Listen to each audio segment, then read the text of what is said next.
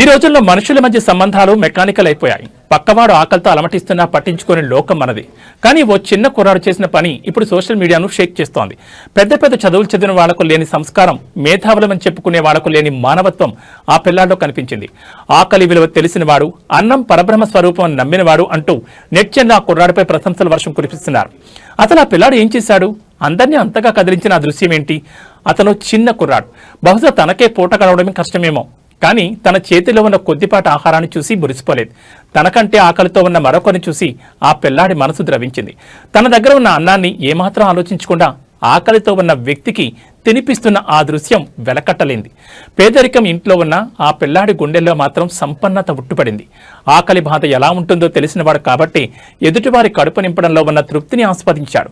ఈ video social మీడియాలోకి వచ్చిన నిమిషాల్లోనే లక్షలాది వ్యూస్ సొంతం చేసుకుంది. నువ్వు కుర్రాడు కాదు బాబు, రియల్ హీరోవి అంటూ ప్రముఖులు సైతం కామెంట్స్ చేస్తున్నారు. నిజంగా కడుపు నిండిన వాడు అన్నం పారేస్తాడు, కానీ ఆకలి తెలిసిన వాడు దాన్ని పంచుతాడు. ఈ చిన్నారి చూపిన ఈ గొప్ప మనసు మనందరికీ ఒక పాఠం. ఆస్తిపాస్తులు ఉన్నవాడు కూడా ఆస్తిపాస్తులు ఉన్నవాడు కాదు, ఆపదలో ఉన్నవారికి సాయం చేసేవాడే గొప్పవాడని ఈ కుర్రాడు నిరూపించాడు.